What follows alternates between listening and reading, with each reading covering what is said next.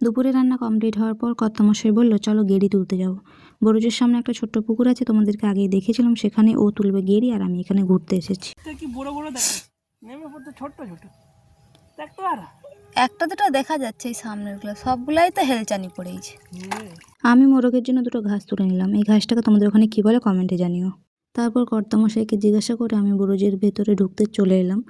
এক বরজে ঢোকার নাকি কিছু নিয়ম আছে, বাসি কাপড়ে আর বাসি মুখে বরজে ঢোকা যায় না, তো সেটাই আমি জিজ্ঞাসা করলাম। আর বরজে কাজ চলছে, মা এখানে পানগুলোকে গুছিয়ে নিচ্ছে, যে পানগুলো পড়ে গেছে।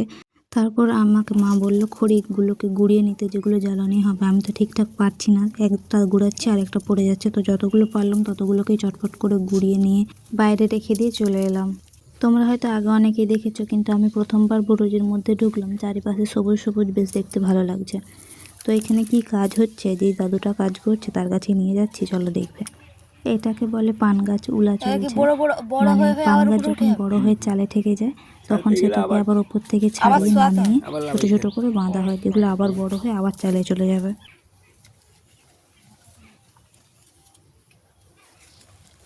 তোমার বাপের দেশে পড়ে যাচ্ছে, ওই জন্য তো দেখতে এসতেছি কি করতেছো।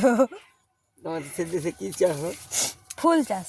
ও আচ্ছা আচ্ছা, ফুল আর ধান। তোমার বাপের ফুল চাষ আছে, জায়গাটা আছে? আর জায়গা আছে, আগে চাষ হতো, এখন আর হয় না। ধান চাষ হয়নি? ধান চাষ হয়, ফুল চাষ আর হয় না, আগে হতো।